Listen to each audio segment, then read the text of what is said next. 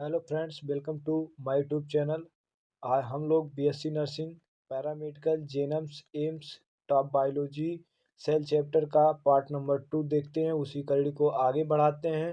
तो चलिए बिना देरी किए हुए क्वेश्चन को स्टार्ट करते हैं। ठीक, आइए चलिए क्वेश्चन नंबर पहला आपके स्क्रीन पे ये सेल चैप्टर का एमसीक्यू नंबर सेकंड है। ये सेट नंबर 2 है। चलिए पहला क्वेश्चन आपके स्क्रीन पे आते हुए पहला क्वेश्चन आपकी स्क्रीन पे आते हुए कह रहा कि which structure regulate entry and exist of material into cell.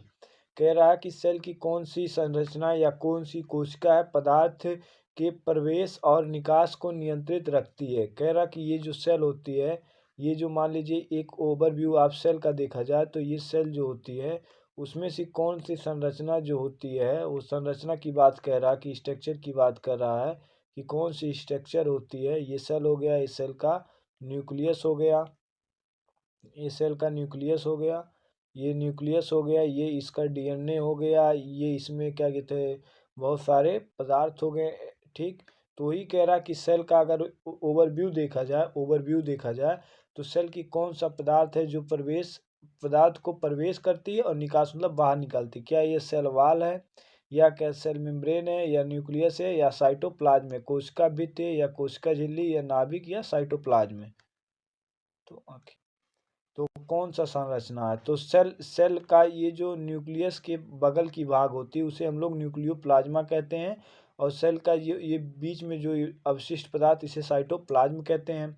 तो कोशिका का जो इसे हम लोग सेल वाल्व कहते हैं। कोशिका की सबसे बाहर जो आउटर मोस्ट मेम्ब्रेन होती है उसे हम लोग सेल वाल्व कहते हैं। सेल वाल जो काफ़ी मजबूत होता है। सेल वाल पाया किस में जाता है? सेल वाल जो होता है ये प्लांट में पाया जाता है। जैसे प्लांट का सेलुलोज, प्लांट का जैसे अगर देखा जाए प्लांट अगर प्लांट है तो उसका सेल वाल किसका बना होगा? सेलुलोज का बना होगा, सेलुलोज का बना होगा। ठीक, अगर वो मान लीजिए बैक्टीरिया है तो बैक्टीरिया का सेल वाल किसका बना होता है? पेप्टोग्लाइकेन का बना होता है, पेप्टोग्लाइकेन का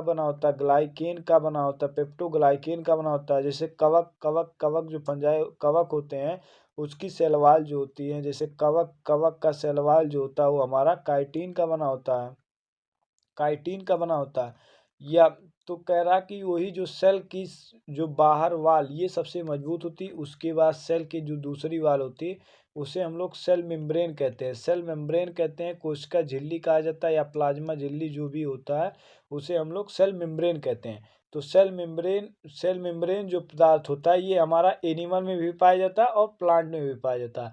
तो यही सेल मेम्ब्रेन जो होता है इसी कोशिका का प्रवेश और निकास दूसरे कहा जाता है। तो इसके लिए आंसर नंबर बी हो जाएगा। इसके लिए आंसर नंबर हमारा क्या हो जाएगा? इसके लिए आंसर नंबर हमारा बी हो जाएगा। ठीक, तो वही कह रहा कि एक सेलवाल को एक्सप्लेन किया है। सेलवाल जो होता है ये कठोर है और नियंत्रण नहीं करती है। सेलवाल जो होता है ये कठोर होती है, नियंत्रण नहीं करती है। ठीक, दूसरा पॉइंट सेल मेम्ब्रेन के बारे में लिखा है। सेल मेम्ब्रेन कह रहा है कि चयनात्मक रूप से पारगम प्रवेश निकास नियंत्रित करती है। अगर कोई पूछ ले सेल मेम्ब्रेन क्या होती है तो सेल मेम्ब्रेन जो होती है वो सेमी परिएबल होती है। ये लिखा है कि चयनात्मक और स्वरूप से पारगम होती, तो ये मोस्ट इंपॉर्टेंट लाइन है। और न्यूक्लियस जो होता है उसे हम लोग नियंत्रण केंद्र कहते हैं, और साइटोप्लाज्मा जो होता है उसे ग्लूटामेटेशियस फ्लूइड कहते हैं। न्यूक्लियस को हम लोग क्या कहते हैं? न्यूक्लियस को हम लोग कंट्रोल ऑफ सेल भी कहा जाता है, न्यूक्लियस को हम लोग कंट्रोल ऑफ सेल भी कहा जाता है। ठीक, तो पहले क्वेश्चन का आंसर नंबर हमारा बी हो गया। ठीक, चलिए दूसरे क्वेश्चन पे हम लोग चलते हैं। दूसरा क्वेश्चन कह रहा है कि क्रिस्टी आर फाउंड इन, कह रहा है क्रिस्टी कहाँ पाई जाती है? राइबोसोम पे, माइटोकॉन्ड्रिया पे। क्रिस्टी कहाँ पाई जाती है? राइबोसोम पे, माइटोकॉन्ड्रिया पे, या क्लोरोप्लास्ट पे, या गोल्जी बॉडी पे। ठीक, तो राइबोसोम जो होता है इसे हम लोग प्रोटीन फैक्ट्री कहा जाता है। राइबोसोम को हम लोग क्या कहते हैं? प्रोटीन फैक्ट्री कहा जाता है। राइबोसोम को हम लोग क्या कहते हैं? प्रोटीन फैक्ट्री कहते हैं। राइबोसोम जो होता है ये दो प्रकार में होता है। जैसे एक प्रोकैरियोट होता है, एक प्रोकैरियोटिक होता है, एक हमारा प्रोकैरियोटिक होता है जिसमें हमारा 70S का राइबोसोम पाया जाता है, 70S का राइबोसोम पाया जाता है। ठीक। एक हमारा यूकैरियोटिक होता है, यूकैरियोटिक में हमारा 80S राइबोसोम पाया जाता है। ठीक। यूकैरियोटिक में हमारा 80S राइबोसोम पाया जाता है। ठीक। यस बार सीड1 कांस्टेंट यूनिट होता है। ठीक। माइटोकॉन्ड्रिया जो होता है, माइटोकॉन्ड्रिया को हम लोग क्या कहते हैं, माइटोकॉन्ड्रिया जो हमारा होता है, तो माइटोकॉन्ड्रिया को हम लोग पावर हाउस ऑफ सेल कहते हैं, पावर हाउस ऑफ सेल कहा जाता है। माइटोकॉन्ड्रिया को हम लोग पावर हाउस ऑफ सेल कहा जाता है। ठीक। क्लोरोप्लास्ट जो होता है, क्लोरोप्लास्ट ये पौधों में पाया जाता है। तो जो इसका आंसर हो जाएगा, ये हमारा क्या कहते हैं, माइटोकॉन्ड्रिया के इनर भाग फोल्ड होता है, उसे ही हम लोग क्रिस्टी कहते हैं। तो इसका आंसर नंबर हमारा बी हो जाएगा। माइटोकॉन्ड्रिया के इनर मेम्ब्रेन को ही जो होता है उसे क्रिस्टी कहते हैं। तो इसके लिए आंसर नंबर हमारा क्या हो जाएगा, इसके लिए आंसर नंबर हमारा बी हो जाएगा। ठीक। एक्सप्लेनेशन जो हमारा एक्सप्लेनेशन लिखा है वो क्या होता है, राइबोसोम पर क्रिस्टी नहीं पाया जाता है। क्लोरोप्लास्ट पे हमारा थाइलाकॉइड होता है, क्लोरोप्लास्ट पे क्या पाया जाता है, थैलोकॉइड पाया जाता है। और गोल्जी बॉडी पे सिस्टर्नी होती है। सिस्टर्नी कहाँ पाई जाती है, गोल्जी बॉडी पे पाई जाती है सिस्टर्नी। और क्लोरोप्लास्ट पे हमारा थैलोकाइट होता है, जो कई सारे हमारे ऐसे ऐसे जो बने होते हैं, उसी को मिला के एक थैलाकॉइड, ये जो ग्रेन होते हैं इसी को हम लोग थैलाकॉइड कहते हैं। तो क्लोरोप्लास्ट पे हमारा थैलोकॉइड्स होता है और गोल्जी बॉडी पे सिस्टर्नी होती है। और माइटोकॉन्ड्रिया के इनर मेम्ब्रेन की फोल्ड्स क्रिस्टी कहलाती है। जो माइटोकॉन्ड्रिया की इनर मेम्ब्रेन ऐसे फोल्ड हो जाती हैं, तो उसे हम लोग क्रिस्टी कहते हैं। ठीक, क्रिस्टी कहते हैं। तो इस दूसरे का आंसर नंबर बी हो गया। चलिए हम लोग तीसरे क्वेश्चन पे चलते हैं। तीसरा क्वेश्चन आपकी स्क्रीन पे आते हुए, तीसरा क्वेश्चन कह रहा है कि thylakoid are present in, thylakoid कहाँ पाए जाते हैं। ठीक।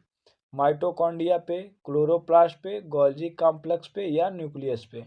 तो माइटोकॉन्ड्रिया पे हमारे क्या पाए जाते हैं, माइटोकॉन्ड्रिया पे हमारे क्रिस्टी पाए जाते हैं। ठीक। माइटोकॉन्ड्रिया पे हमारे क्या होते हैं, क्रिस्टी होती है, क्रिस्टी पाई जाती है। ठीक।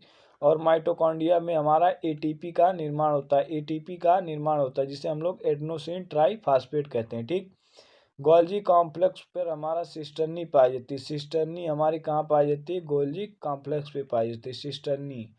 ठीक। सिस्टर्नी हमारी कहाँ होती है, गोल्जी कॉम्प्लेक्स पे होती है।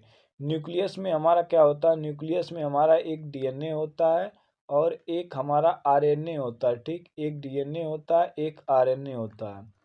डीएनए जो होता है ये हमारा डबल हेलिक्स होता है। डीएनए में जो हमारा पाया जाता है इसे हम डबल हेलिक्स कहते हैं। डीएनए हमारा जो होता है उसमें हमारा डबल हेलिक्स होता है। ठीक। डीएनए में डीऑक्सी राइबोज शुगर पाई जाती है, डीऑक्सी राइबोज शुगर पाई जाती है। ठीक। डीऑक्सी राइबोज शुगर पाया जाता है। ठीक। और आरएनए जो होता है ये हमारा सिंगल हेलिक्स का होता है। आरएनए जो हमारा होता है सिंगल हेलिक्स का होता है, सिंगल हेलिक्स का होता है, हेलिक्स का होता है। और इसमें हमारा राइबोज शुगर पाई जाती है, राइबोज शुगर पाया जाता है। ठीक। राइबोज शुगर पाया जाता है। ठीक। तो थाइलाकॉइड कहाँ पाया जाता है, थाइलाकॉइड हमारा क्लोरोप्लास्ट पे पाया जाता है। तो इसके लिए आंसर नंबर हमारा क्या हो जाएगा, इसके लिए आंसर नंबर हमारा जो होता है बी हो जाता है। माइटोकॉन्ड्रिया के भाग को क्रिस्टी कहते हैं। ठीक है। क्लोरोप्लास्ट जो होता है प्रकाश संश्लेषण के लिए थैलाकॉइड सही होता है, क्लोरोप्लास्ट पे प्रकाश संश्लेषण होता है। गोल्जी कॉम्प्लेक्स पे हमारा सिस्टर्नी पाई जाती है और न्यूक्लियस में डीएनए और आरएनए पाए जाते हैं। ठीक। तो तीसरा का आंसर नंबर बी हो गया। ठीक। चलिए 4 नंबर क्वेश्चन पे चलते हैं। 4 नंबर क्वेश्चन कह रहा है कि विच organelle produced by lysosome, lysosome को किस ऑर्गेनल द्वारा बनाया जाता है। जो लाइसोसोम होता है वो हमारा किस ऑर्गन के द्वारा बनता है। ईआर को एंडोप्लाज्मिक रेटिकुलम कहा जाता है, ईआर को हम लोग एंडोप्लाज्मिक रेटिकुलम कहते हैं। बी को गोल्जी ऑपरेटस कहते हैं, सी को राइबोसोम और डी को वैक्यूल कहते हैं। ठीक। तो वैक्यूल जो होता है ये प्लांट में लार्जेस्ट पार्ट होता है, प्लांट में जो सबसे लार्जेस्ट, प्लांट्स में सबसे लार्जेस्ट पार्ट होता है, प्लांट में सबसे लार्जेस्ट पार्ट क्या होता है, लार्जेस्ट पार्ट वैक्यूल होता है, लार्जेस्ट पार्ट जो होता है हमारा वैक्यूल होता है, ठीक। ईआर जो होता है, ईआर हमारा दो प्रकार का होता है, ईआर जो होता है हमारा दो प्रकार का, ठीक। एक आर ई आर होता है, एक एस ई आर होता है, ठीक। एंडोप्लाज्मिक रेटिकुलम जो होता है वो हमारा दो प्रकार का होता है, एक रफ एंडोप्लाज्मिक रेटिकुलम, एक smooth smooth endoplasmic reticulum. Rough endoplasmic reticulum पे हमारा प्रोटीन का निर्माण होता है, रफ एंडोप्लाज्मिक रेटिकुलम पे हमारा प्रोटीन का निर्माण होता है। और यस ईआर पे जो होता है स्मूथ, इस पे हमारा फैट और कार्बोहाइड्रेट का निर्माण होता है, ठीक। फैट और कार्बोहाइड्रेट का निर्माण स्मूथ एंडोप्लाज्मिक रेटिकुलम पे होता है, ठीक। तो जो लाइसोसोम जो हमारा ऑर्गेनल किसके द्वारा बनता है, तो हमारा गोल्जी ऑपरेटस के द्वारा बनता है, ऑपरेटस के बारे द्वारा बनता है। तो इसके लिए आंसर नंबर हमारा क्या हो जाएगा, इसके लिए आंसर नंबर हमारा बी हो जाएगा। एक्सप्लेनेशन को देखते हैं। कह रहा है ईआर जो होता है लाइसोसोम का मुख्य भूमिका नहीं निभाता है। लाइसोसोम एंजाइम को पैक कर बनाता है, लाइसोसोम जो होता है एंजाइमों को पैक कर बनाता है। राइबोसोम को प्रोटीन कहते हैं, और वैक्यूल जो होता है संग्रह करता है, बहुत सारे प्लांट में जो होते हैं उसे संग्रह करता है। तो 4 का भी आंसर नंबर हमारा बी हो गया, ठीक। चलिए 5 नंबर क्वेश्चन पे हम लोग बढ़ते हैं।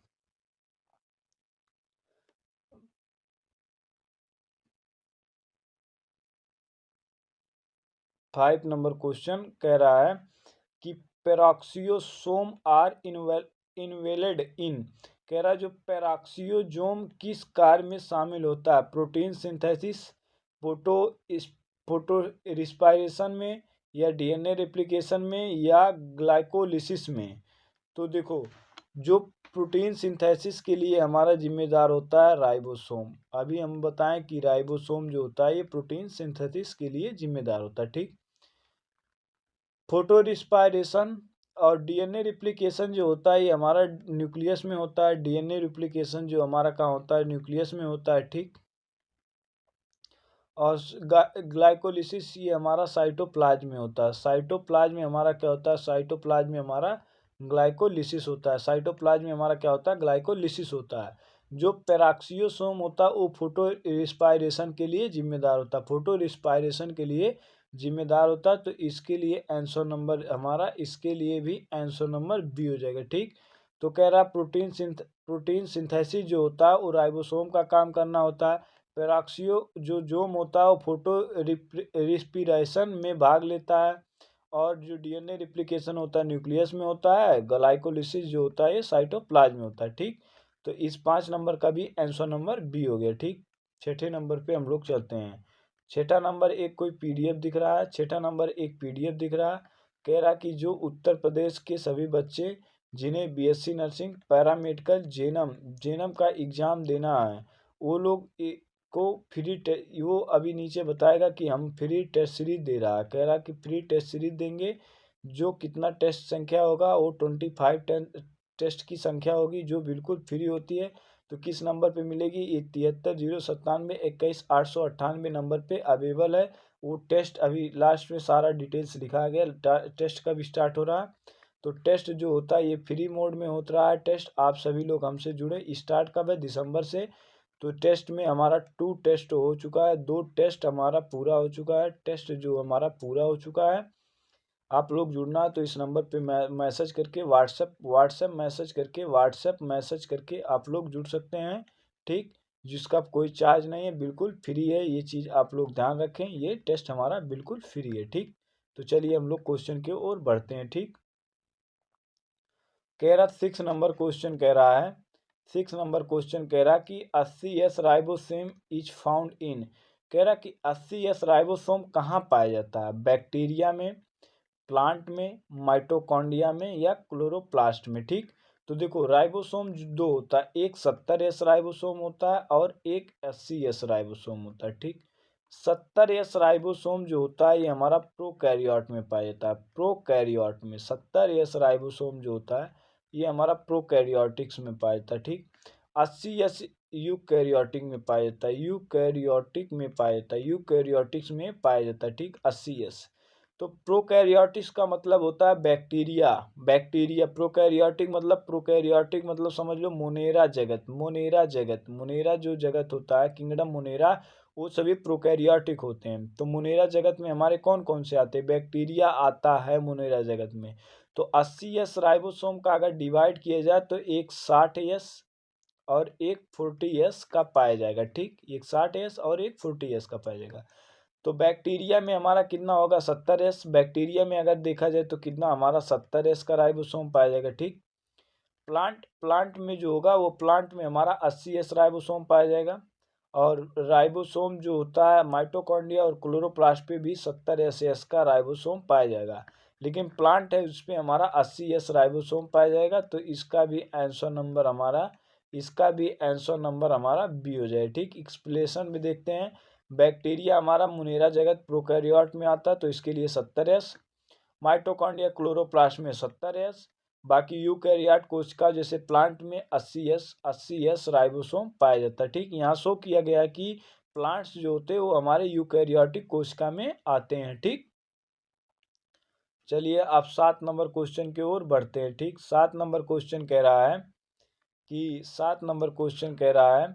कि सेंट्रियोसोम फाउंड ओनली इन, कह रहा सेंट्रियोसोम केवल किसमें पाया जाता है? जो सेंट्रियोसोम होता है, सेंट्रियोसोम का काम क्या होता है अभी बताते हैं। क्या प्लांट सेल में पाया जाता है, पौधा कोशिका में, या एनिमल्स कोशिका में, पशु कोशिका में, या बैक्टीरिया या एल्गी?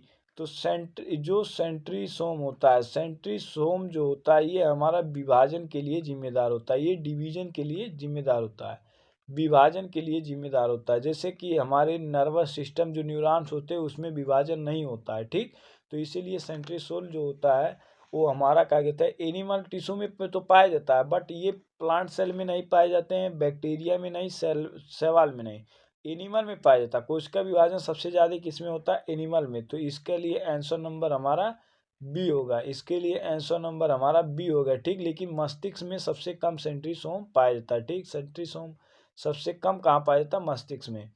तो प्लांट सेल में रेयर होता है, एनिमल सेल में होता ही है, बैक्टीरिया में प्रिमिटिव होते हैं, और एल्गी में हो भी सकता है पर प्रमुख नहीं है। हो भी सकता है, ये कोई है कि नहीं, होगा कि नहीं होगा। ठीक, तो 7 का भी आंसर नंबर हमारा बी हो गया। ठीक, 8 नंबर क्वेश्चन कह रहा है कि विच ऑर्गनल डेटोफिक्सिक ड्रग्स, कह रहा कौन सा ऑर्गन ड्रग्स विषैला पदार्थ को डिटॉक्स करता है? क्या एसईआर है, कि आरईआर है, या राइबोसोम, या वैक्यूल है? तो वैक्यूल का काम क्या होता है? स्टोरेज, मतलब इसको भरना, जैसे स्टोरेज, जैसे रैम का मोबाइल में काम होता है भरना, वैसे स्टोरेज होता है। राइबोसोम अभी हम प्रोटीन सिंथेसिस करने में काम करता है, ये प्रोटीन निर्माण करने में काम करता है। ठीक, और आरईआर भी रफ एंडोप्लाज्मिक रेटिकुलम है, रफ एंडोप्लाज्मिक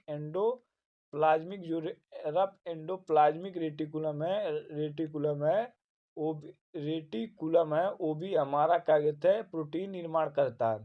बट डेंटिफिकेशन के लिए अगर डेंटिफिक्सिक देखा जाए, डेंटिफिक्सिक जो होता है वो हमारा एसईआर, जिसे स्मूथ एंडोप्लाज्मिक रेटिकुलम कहा जाता है। तो इसके लिए आंसर नंबर हमारा ए हो जाएगा, इसके लिए आंसर नंबर ए हो जाएगा। ठीक, तो इसका एक्सप्लेनेशन देखा जाए तो डेंटोफिकेशन का कार्य क्या करता है? यही इस कार जो ड्रग्स होते हैं, ड्रग्स जो विषैले ड्रग्स का डेंटिफिकेशन कौन करता है? एसईआर करता है। ठीक, तो इसके लिए आंसर है। आरईआर जो होता है, आरईआर जो हमारा होता है ये भी प्रोटीन का निर्माण करता है, और राइबोसोम भी प्रोटीन का निर्माण करता है, और वैक्यूल जो होता है ये हमारे स्टोरेज के लिए जिम्मेदार होता है। तो आर्गनल जो ड्रग्स विषैले पदार्थ को डिटॉक्स करता है वो हमारा एसईआर होता है। एसईआर को हम लोग क्या कहते हैं? एस एस ई आर को हम लोग क्या कहते हैं? एसईआर को हम लोग smooth smooth endo endoplasmic reticulum कहते हैं, स्मूथ एंडोप्लाज्मिक रेटिकुलम कहते हैं। ठीक, तो 8 का भी आंसर नंबर ए हो गया। ठीक, चलिए 9 नंबर क्वेश्चन पे हम लोग चलते हैं, 9 नंबर क्वेश्चन के लिए चलते हैं। तो 9 नंबर क्वेश्चन कह रहा है कि सेल साइकिल चेक पॉइंट अगर एट कह रहा कोशिका चक्र के चेक पॉइंट कहाँ होते हैं? G2 में, GS में, GM में, G0, G1 में।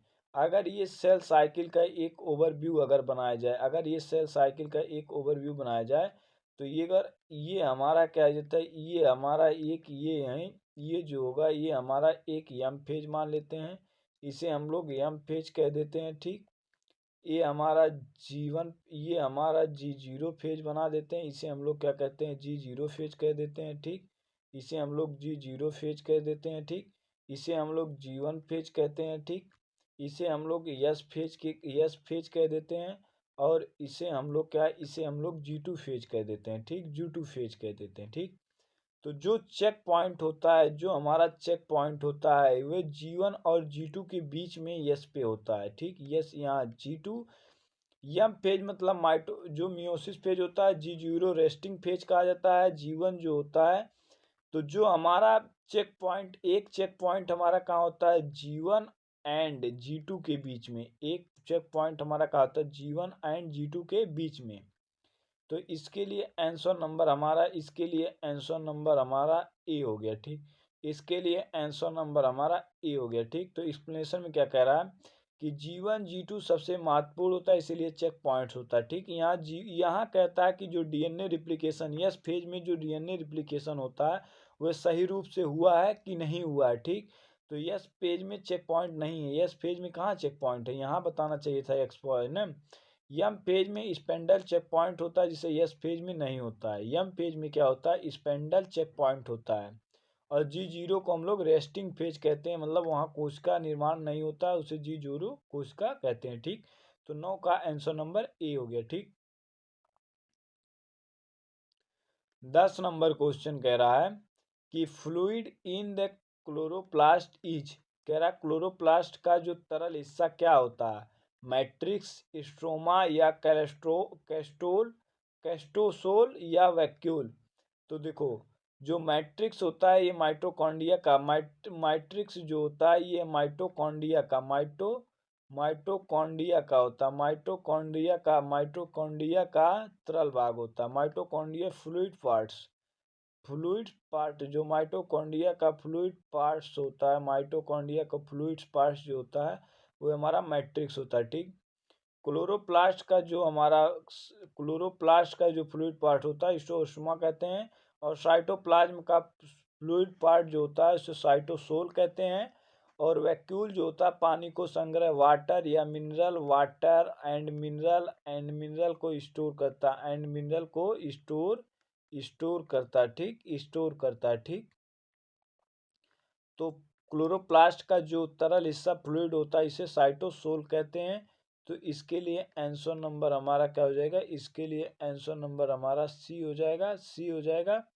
तो मैट्रिक्स इसका भाग होता है माइटोकॉन्ड्रिया एटीपी निर्माण करता है, क्लोरोप्लास्ट का तरल भाग स्ट्रोमा होता है, और साइटोप्लाज्म का फ्लूइड होता है। तो वही कह रहा क्लोरोप्लास्ट का, तो क्लोरोप्लास्ट का जो होता है तो इसका स्टोमा होता है।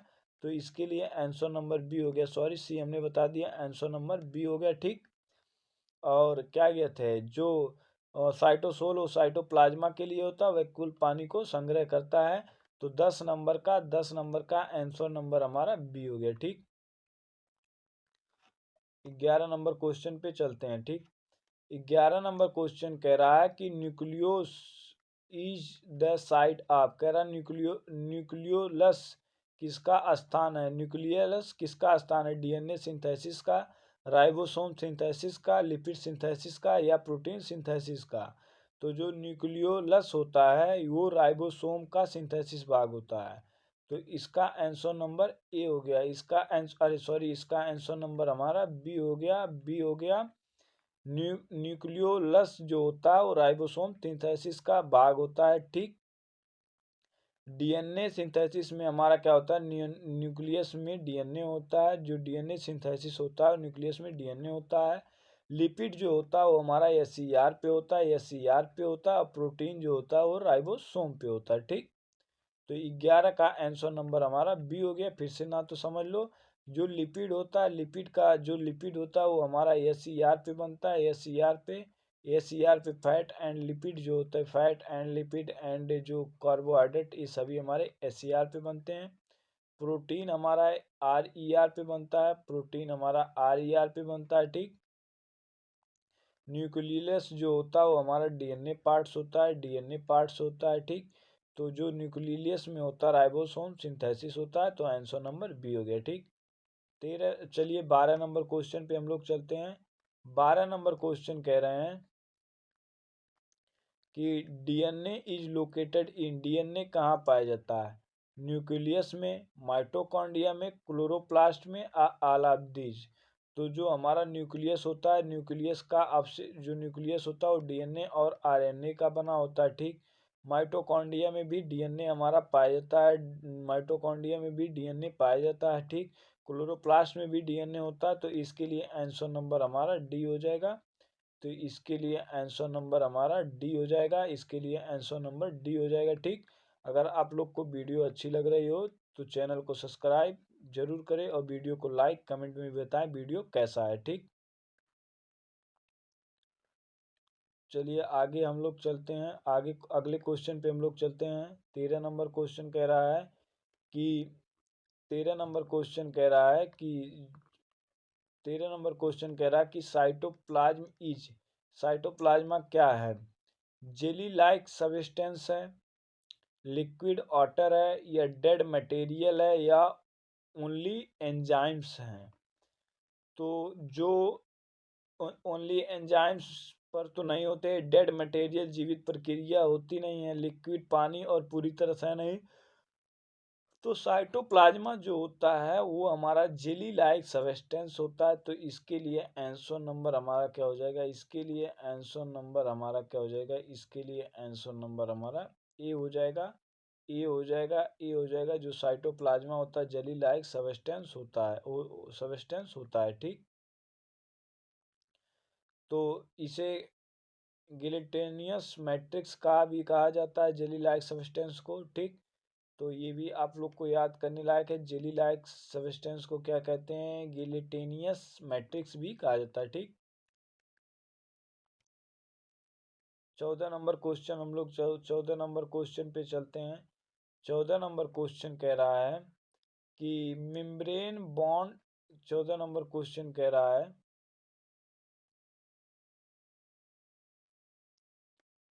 कि मेम्ब्रेन बॉन्ड ऑर्गेनल्स अबस्टेंस इन, कह रहा झिल्ली बंद ऑर्गन किसमें नहीं पाई जाती है? बैक्टीरिया में, प्लांट्स में, या एनिमल में, या फंजाई में? तो हमारे लिए जो ऑर्गेनल होते हैं वो 3 प्रकार के होते हैं, ऑर्गेनल जो होते हैं वो हमारे 3 प्रकार के होते हैं। क्या? एक डबल ऑर्गेनल होता है, एक डबल होता है, एक डबल होता है, एक हमारा क्या होता है? सिंगल होता है, एक सिंगल होता, और एक में absent होता, absent होता, absent नहीं पाया जाता, ठीक।